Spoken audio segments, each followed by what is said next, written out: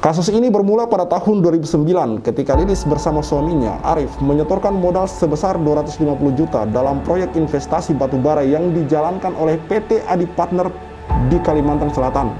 Yusuf Mansur sendiri bertindak sebagai komisaris utama dalam perusahaan tersebut.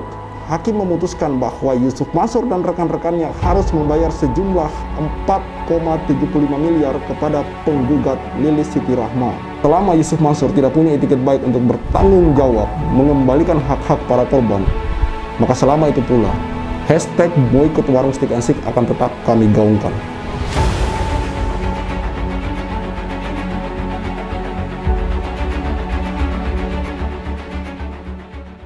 Bismillahirrahmanirrahim. Assalamualaikum warahmatullahi wabarakatuh. Kembali bersama saya Tal Walid. Setelah kemenangan Pak Zaini Mustafa sebagai pengacara, di mana penggugatnya adalah Ibu Ilis dan yang digugat adalah Yusuf Mansur, BMT Darussalam, Adiansah, PT Adi Partner Perkasa, dan juga ada Darul Quran. Setelah kemudian berita kemenangan tersebut, saya menunggu apakah kemudian akan dimuat di media berita atau tidak, di portal media berita atau tidak gitu. Saya menunggu sampai 2-3 hari dan alhamdulillah hari ini muncul beritanya. Minggu 22 September dari Viva News. Investor batubara menang gugatan. Yusuf Mansur terancam kewajiban bayar miliaran. Mari kita baca teman-teman. Jakarta, Viva. Pengadilan Negeri Kota Bogor telah mengabulkan sebagian gugatan yang diajukan oleh Lilis Siti Rahma terkait kasus investasi batubara tahun 2009. Gugatan tersebut dengan nomor perkara 147-PDT-G 2023-PN Bogor menyeret nama Yusuf Mansur beserta beberapa pihak lainnya sebagai tergugat.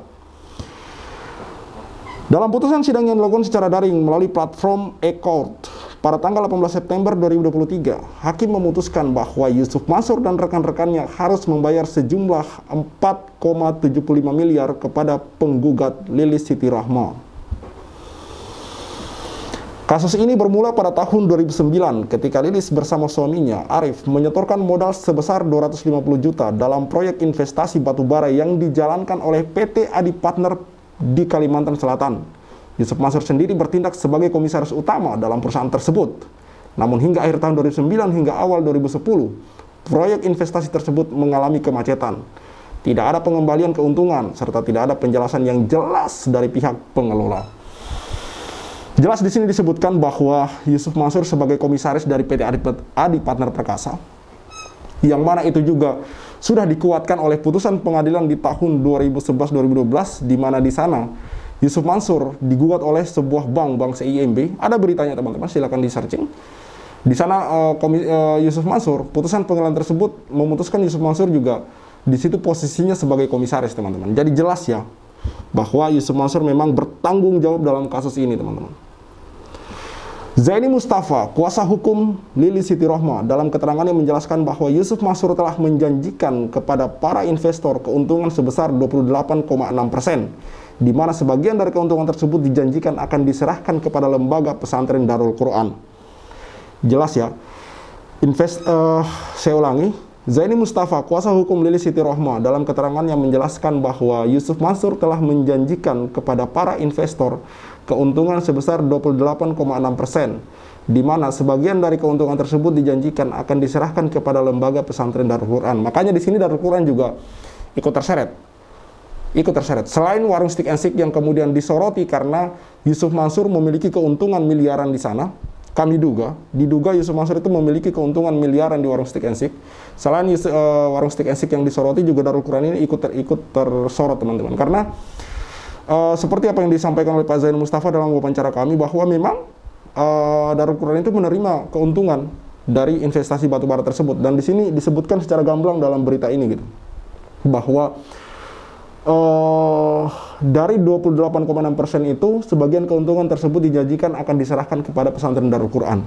Dan ini juga dikatakan oleh Pak Zaini Mustafa dan beberapa korban lainnya bahwa salah satu hal yang membuat mereka tertarik untuk berinvestasi di investasi tambang batubara ini, di mana komisarisnya adalah Yusuf Mansur, itu adalah karena ada janji seperti itu. Ada bahasa bahwa sebagian dari keuntungan tersebut akan diserahkan kepada pesantren, di mana kita sebagai umat Islam yaitu sebagai amal jariah, teman-teman. Tentu ini sangat menggiurkan karena selain kita mendapat keuntungan berupa materi, harta, kita juga bersedekah gitu. Jadi tentu ini angin surga banget, teman-teman. Tapi kenyataannya omong kosong. Memang Yusuf Mansur jualnya Darul Quran, itu makanya menarik, benar kan?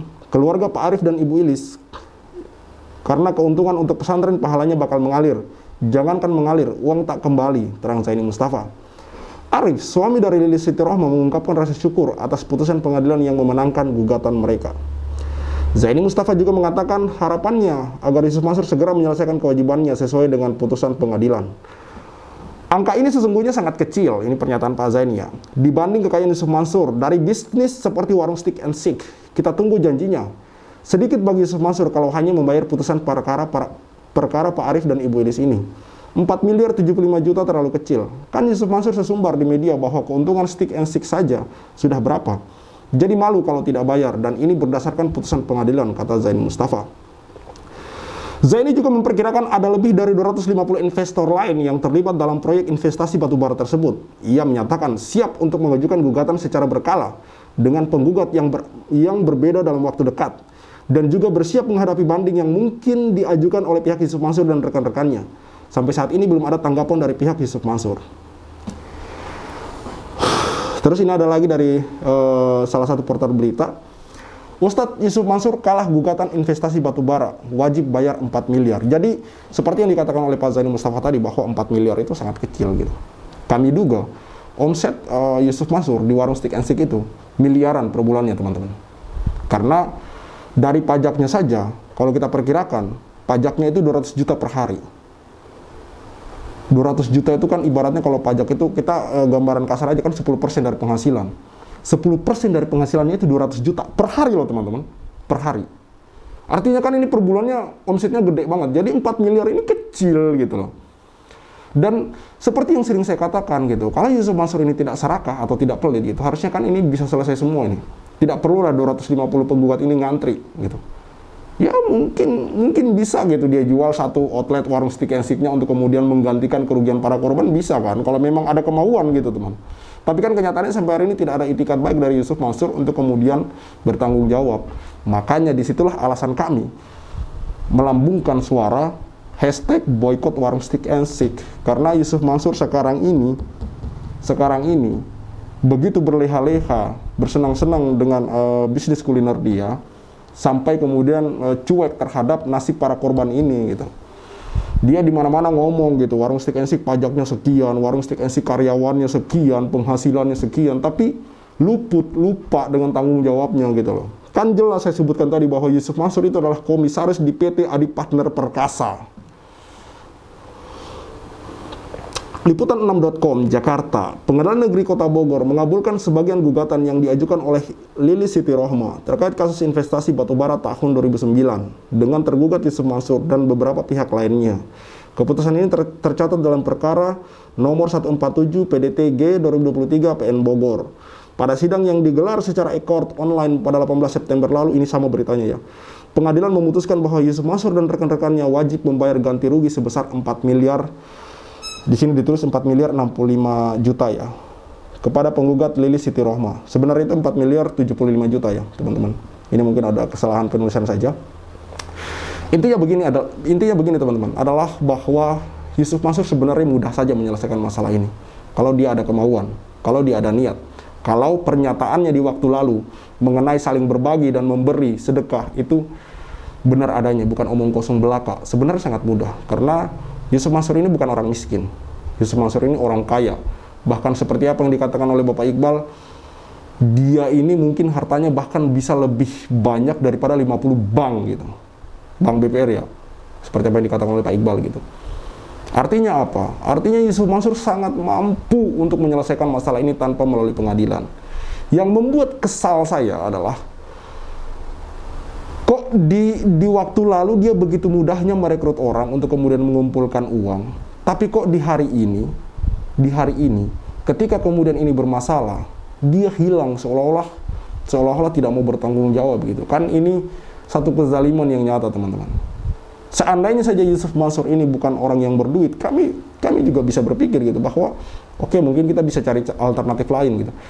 Tapi dia ini punya duit teman-teman, kaya gitu, kaya raya, konglomerat gitu. Punya bisnis kuliner bernama Warung Steak and Shake yang dimana dia pernah mengatakan bahwa dia sampai menolkan omsetnya, pendapatannya di Warung Steak and Shake untuk operasional pesantren dan yang lain sebagainya.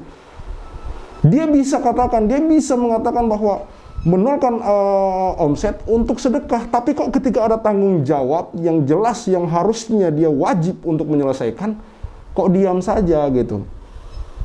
Kan bisa kita simpulkan bahwa pernyataan-pernyataan tersebut hanyalah omong kosong. Makanya kenapa kemudian saya katakan kepada teman-teman bahwa boykot Warung Steak and Shake, kita lawan, kita lihat bagaimana ke depannya. Apakah kemudian orang-orang kuat seperti ini bisa melawan suara umat gitu, suara masyarakat, apakah bisa? Kita mungkin kecil teman-teman, tapi saya yakin dengan kekompakan dan kebersamaan, solidaritas dari kita, rasa kebersamaan, dan ini bukan hanya kepada umat Islam saja, kepada seluruh bangsa ini gitu. Mari kita lawan kemungkaran gitu. Tegakkan keadilan dengan cara kita. Yang mampu kita lakukan hari ini adalah share konten-konten yang positif. Memboikot bisnis-bisnis dia, teman-teman. Dengan kita boikot, mungkin akan ada efek jera dan mungkin akan bisa merubah pikiran mereka-mereka ini. Dan mungkin bisa dapat hidayah untuk kemudian turun, berpartisipasi dan ikut kemudian menyelesaikan masalah ini gitu. Karena saya yakin orang-orang yang kemudian kena cambukan, kena palu, itu biasanya akan kemudian berpikir realistis dan lebih berpikir positif gitu.